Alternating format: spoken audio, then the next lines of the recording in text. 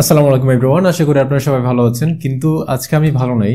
আমি একটা ভিডিও দেখলাম কিছুক্ষণ আগে, এবং সেই ভিডিওটা দেখার পর আমি সিদ্ধান্ত নিলাম যে আপনাদের সামনে এই ভিডিওটা উপস্থাপন করব, পাশাপাশি আমি আমার কিছু কথা বলবো আপনাদের সামনে। প্রথমত আমরা ভিডিওটা দেখি।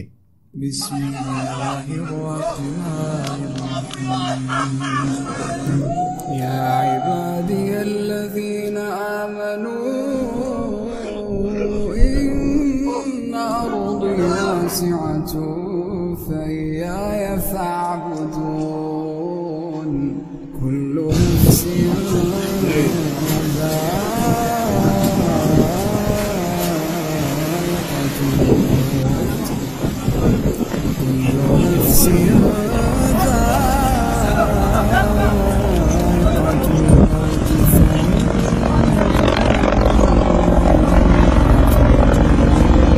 আমরা এতক্ষণ যে ভিডিওটা দেখলাম ছোট একটা ক্লিপ, এটা হচ্ছে একটা রিলস আকারে আমার সামনে আসছিল, এরপর আমি এটা ডাউনলোড করে আপনাদের সামনে এখন উপস্থাপন করলাম। এই ভিডিওটাতে আমরা দেখতে পাচ্ছি যে দুবাইয়ের মধ্যে মেবি এটা মরুভূমিতে যেহেতু, এবং হচ্ছে দুবাইয়ের পোশাক আশাক পরা, আমার মনে হয় এটা দুবাই বা হচ্ছে মিডল ইস্টের কোন একটা জায়গায় হবে। তারা মেবি কোনো ফ্রেন্ড সার্কেল হবে, কিছু বেলুন তারা একত্র করে, এবং একত্র করার পর তারা সেগুলোকে হিলিয়াম গ্যাসের মাধ্যমে ফুলায়, এবং তারপর সেগুলোকে একত্র করে একটা রশিতে বাঁধে, এবং সেই রশিটা মানুষ বসতে পারে এমন একটা সিস্টেম করে নেই, এবং করার পরে সেখানে একজন লোক বসে। আস্তে আস্তে বেলুনের যখন সংখ্যা বাড়তে থাকে এবং বাড়ার কারণে এটা একটা সময় উড়া শুরু করে। তো এরকম চ্যালেঞ্জ আসলে অনেকেই করে, এবং পৃথিবীতে অনেক ইউটিউবার যারা হচ্ছে অনেক বড় বড় ইউটিউবার বা যারা এই ধরনের এক্সপেরিমেন্ট করতে চায়, পাশাপাশি মানুষকে আনন্দ দিতে চাই, তারা এই ধরনের চ্যালেঞ্জ গ্রহণ করে, কিন্তু তারা সেখানে কিছু সেফটির ব্যাপার রাখে। যেমন যেই মানুষটা যে রশিটাতে বসে আছে সেই রশিটার সঙ্গে একটা বড় রশি লাগাই নেওয়া উচিত, যে রশিটা হচ্ছে নিচে যারা থাকবে তারা ধরে রাখবে, যাতে এটা অনেক উপরে গেলে যেন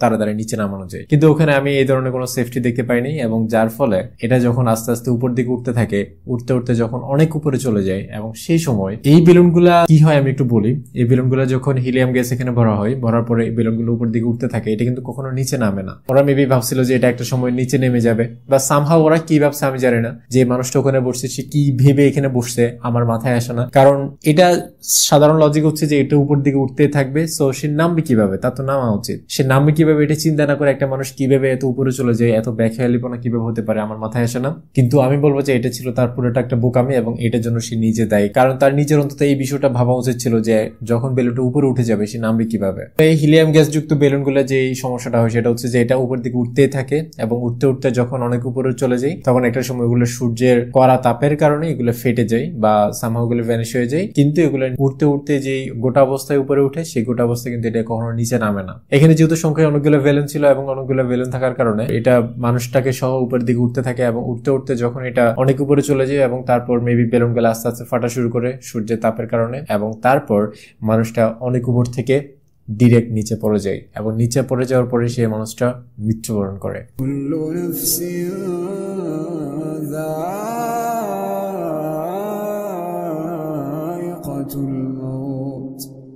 এই ভিডিওটা দেখে আমার কতটুকু কষ্ট আমার ভিতরে আসছে আমি এটা বলে বুঝতে পারবো না। কারণ মানুষ বোকা হতে পারে, কিন্তু এতটুকু বোকামি করা মানুষের কখনো উচিত না।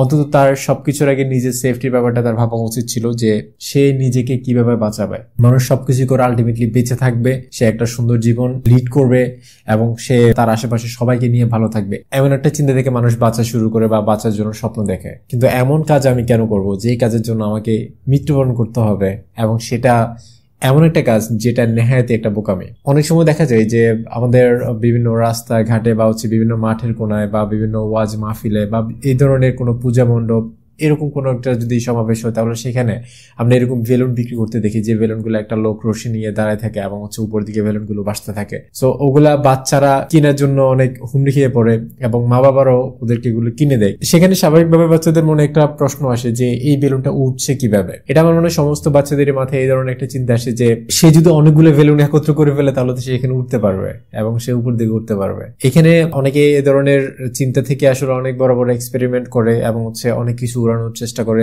মোবাইল, বল, তারপর অনেক কিছু, অনেক সময় দেখা যায় বেলুন দিয়ে হচ্ছে অনেক কিছু উদ্বোধন করা হয়, লাইক এ ধরনের বেলুনের মধ্যে হচ্ছে একটা স্মারকলিপি লিখে এরপর সেটাকে উড়ে দেওয়া হয়। তো এরকম অনেক কাজ করা হয়, কিন্তু আমি এই ভিডিওর মতো এমন ভিডিও কখনো দেখিনি যেখানে সেফটির ব্যাপারটাকে মাথায় রাখা হয়নি। যারা এক্সপেরিমেন্ট ভিডিও বানান তারা সবসময় সেফটির ব্যাপারটা মাথায় রাখেন। যেমন যখন তারা এসিড নিয়ে কাজ করে তারা সবসময় চোখে সানগ্লাস এবং হচ্ছে আই প্রোটেক্টিভ গ্লাস যেটা বলে সেটা, এবং হচ্ছে হাতে গ্লাভস যেটার মাধ্যমে হচ্ছে তার শরীরে কোনো ক্ষতি হবে না, এরকম সেফটির ব্যাপারগুলো মাথায় রেখে তারপর সে তার ভিডিও করা শুরু করে। আর এরকম বেলুন নিয়ে যারা কাজ করে তারা সবসময় তাদের উচিত অন্তত একটা রশি নিচে রাখা, যার মাধ্যমে হচ্ছে যেমন এই ভিডিওটাতে নিচে যদি একটা রশি লাগানো থাকতো, ওই যারা নিচেরা বন্ধু বান্ধবরা আছে তারা যদি একটা রশি নিয়ে রাখতো তাহলে হচ্ছে চাইলেই অনেকটুকু উঠার পরে টেনে নিচের দিকে নামাতে পারতো। কিন্তু এখানে পুরো একটা মানুষ, তার পুরো জীবন এখানে জড়িত, এবং সেই মানুষটা কিভাবে সেফটির ব্যাপার মাথা না রেখে এরকম একটা কাজ করলো।